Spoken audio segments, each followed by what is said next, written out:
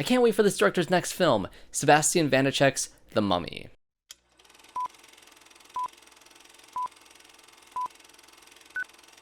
Hello everyone and welcome back to another video on the channel, and today we are reviewing Evil Dead Burn, directed by Sébastien Vanicek, starring Souheila, Yacoub, Hunter Doohan, Luciane Buchanan, Erroll and Tandi Wright. This movie follows a widow's complicated grief over her late husband's death as her in-laws slowly turn to deadites one by one. And I'll of course be getting to spoilers for Evil Dead Burn, so if you haven't had a chance to watch it just yet and you are a fan of this franchise, definitely go check it out as you're in for yet another groovy time. Will's looking down on us from above. From above. He's down below. As a massive fan of Evil Dead Rise, I was very excited to see yet another take on this franchise from a new up-and-coming horror director. Sam Raimi and co. have done a great job in this modern era of Evil Dead films in picking directors with one solid indie horror film under their belt, and in this case, it's Sébastien Vanicek, who directed a movie called Infested, and seeing what they can bring to this series. And similar to Lee Cronin, Vanicek is able to fit right into the Evil Dead mold, while also bringing their own visual flair to make it stand out amongst the rest of the series. Yes, this movie has all the classic Evil Dead camera moves and the blood and gore to satisfy longtime fans, but what we also get here is some truly great set pieces that will leave a lasting impression. And even the marketing team realized that this is going to be this movie's greatest strength, as one of the first teasers for this film featured a really great oneer following the lead character Alice trying to crawl to safety as the deadites were ravaging all the characters around her. And this is just one of the many set pieces within this film that felt like a higher octane version of the deadite scenes from the past. And I think that's what Vanicek wanted to bring to the table. There are plenty of examples of deadites throwing people across rooms and brutally dismembering characters from other films, but this movie in particular brings the energy behind the camera in those classic Evil Dead tracking shots to every single kill. The camera itself has a presence in this space, and it really does bring a unique energy to all of these kill sequences. But the movie doesn't simply live and die on these sequences. We need a plot and characters to follow through these scenes, and all the characterizations here weren't as strong as Rise. I still enjoyed seeing how these characters navigated through this story. This movie picks up right where Evil Dead Rise ended, or technically began, with the return to the lake scene leading to the first of many sequences where we get to watch characters burn in one way or another, in this case boiling in the lake, leading me to believe that they came up with the title first and went from there. These movies are anthologies at this point, but seeing this type of connection reminded me a lot of Smile leading to Smile 2 as we follow how this deadite went from one group to the next, with the lake deadite being run over by a drunken Will, half of the main couple we follow for this film. Will and Alice start out the film in a very complicated place. Will is alluded to being abusive in some sort of way, only verbally at first, but we do get confirmation that he was physically abusive as well. His brother Joseph and his girlfriend Thea are also there, with Joseph very much paying more attention to Alice over his own actual girlfriend. So with these character dynamics being immediately messy, of course Will drives off and gets in a wreck, leading to the events of this film. Also count this as 2 deaths so far, involving character burning as we get our title card over the car filling up with flames. Will's father is the next in line to become a deadite as he interrupts his son's cremation, and of all the actors turned deadites in this film, Erroll is the biggest standout to me. His portrayal here worked on so many levels, as his already simmering dislike for Alice and him essentially blaming her for the death of his son gives the deadite possessed version of himself plenty of cruel things to use against her. And I will say that I am glad that he did kill the family dog right off the bat here, otherwise I would have been stressed about this the entire runtime of the movie. But as an added bonus, we get our first deadite dog who helps possess the rest of the family. Pretty cool. And this is of course where we get our first big high octane action sequence that I was talking about with the car scene. Joseph and Thea attempt to take the possessed Edgar to the hospital, but of course since he is a deadite, they do not get too far, and the brutality in this sequence was incredibly tense, with the fingers being severed being one of the more wince-inducing moments in the film. But the biggest thing for me in this scene was seeing how cowardly of a character Joseph is. It even became a running bit within the film itself that he leaves Thea in the car alone to die, with the deadite version of her constantly bringing it up as the film progresses. The Evil Dead films always have some campy moments and line delivery from the deadites, and there were just so many great moments where Luciane Buchanan was able to truly chew the scenery as the possessed version of Thea. Cheers to your perfect family.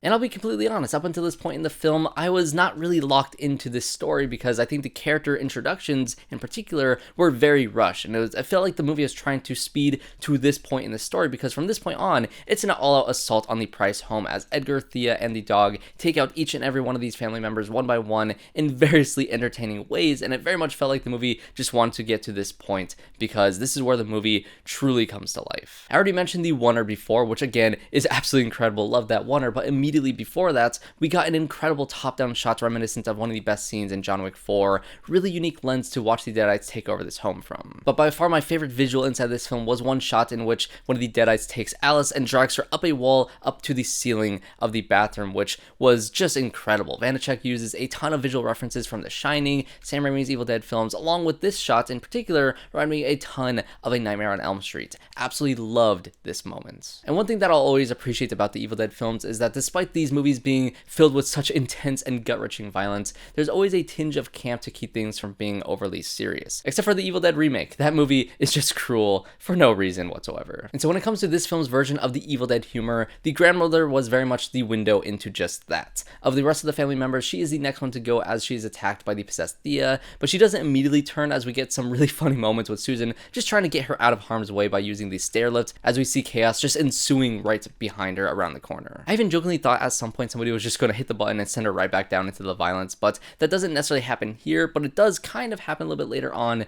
when she is turned into a Deadite and she is attacking Alice. She's able to use the lift to get her away from her at that point, which is a very funny way to keep on using this device. And of course, the absolute freakiest scene in this film has to go to Susan making out with the possessed Edgar, which was just insane as it held on to that shot for way too long. The Evil Dead movies has always done this thing where the Deadites will briefly transform back into looking completely normal in the eyes of Ash or whoever else is around in order to trick them into letting them loose. So in my head, I think that's what's happening here, although us as the audience weren't privy to what Susan was seeing inside of this moment. To her, maybe she's just making out with her husband, that he's back to normal and fine, but to us, she's making out with a severely disfigured version of her husband who blew off half his face in the previous scene. Freaky stuff. And the last turn is of course the coward that is Joseph, who just didn't have the guts to kill his father, but didn't even hesitate to smash in the face of his girlfriend. What a guy. But the most unique aspect of this Evil Dead film as compared to the others is the fact that the Deadites this time around have specific motivations, which lead to many questions that I have regarding to the previous lore established in this franchise. And like I said, this series has kind of become anthologies to me, and so I really wasn't expecting this movie to really connect to the larger lore of the Evil Dead franchise, so I didn't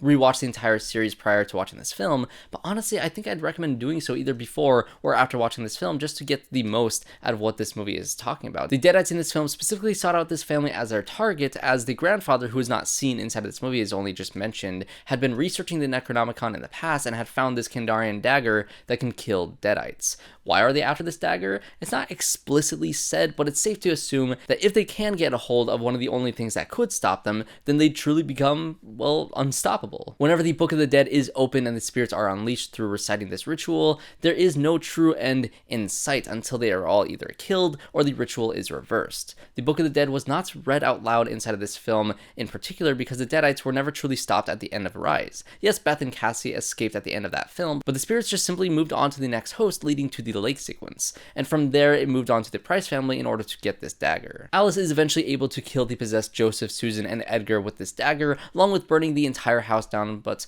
we do get to see the grandmother escape to possess the next potential group for yet another sequel. Will does eventually return by the end of this film as the final boss that Alice has to face, unfortunately in full CGI, in order to retrieve this dagger once and for all, but Alice is able to kill him via tar pit and dagger, but we do see her eyes flicker as if she will soon be possessed, meaning that maybe the Deadites did succeed in getting the weapon after all because they were able to get to her in the end. Giving the Deadites motivations inside of this film is honestly really interesting to me, as it leads me to believe that there's some larger end goal for this franchise, as the next film is already filming and it is a planned prequel to the entire series taking place in the 1970s. So maybe in that film we'll get more lore into how the Deadites actually work. The rules in this franchise has never truly made full sense. It's always been one of those things where whatever is the coolest thing that could happen will be the thing that happens inside of this story. But I think it'd be interesting to see if they try to tie things together in a very interesting way. So maybe we'll get more lore into how the Deadites actually work. The rules in this franchise has never truly made full sense. It's always been one of those things where whatever is coolest will be how things will go story-wise, but it'd be really interesting to see if they try and tie things together. And I did have the fleeting thought that maybe the grandfather was Professor Nobi, but the rest of the family tree just doesn't line up with that, so maybe he worked with Nobi in the past, and that's how we'll see the connection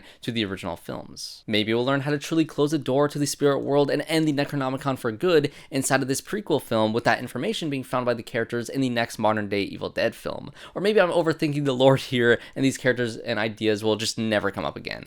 very possible. But it would be really cool to get a final film of sorts where they bring back Sam Raimi as director, Bruce Campbell as Ash, Lily Sullivan as Beth, and Souheila Yacoub as Alice to end things once and for all. In terms of the flaws that I have for this film, as stated before, the characterizations here were just not nearly as good as Rise, so we are kind of in a similar place with the rest of the franchise where the characters just aren't engaging and it's the kills that bring in the audience. In terms of the flaws that I have for this film, as stated, the characterizations here were just not nearly as strong as Rise, so we are in kind of a similar place that we were for the rest of the franchise where the characters just aren't engaging enough and the kills are the things that bring the audience in, which I don't think is sustainable for this series. The plot here also very much gave me Ready or Not vibes, even though it's also not nearly as good as that film, as Alice eventually had to face off against all her in-laws and husband in order to break free of his abusive relationship. I was so convinced that she was going to respond by saying in-laws when asked by the medic as to what had happened at the end of this film.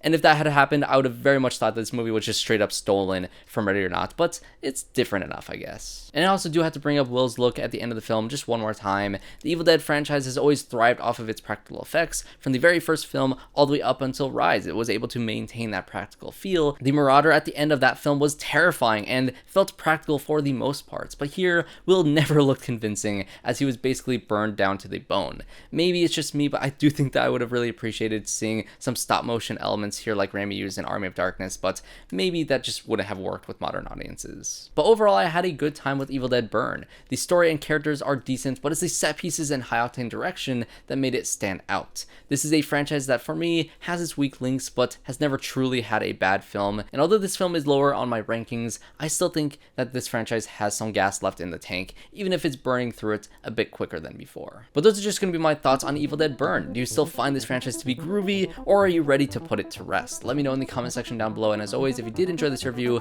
make sure to leave it a like and subscribe to the channel to see more reviews just like this. So thanks everybody for watching, and I hope to see you all in my next one.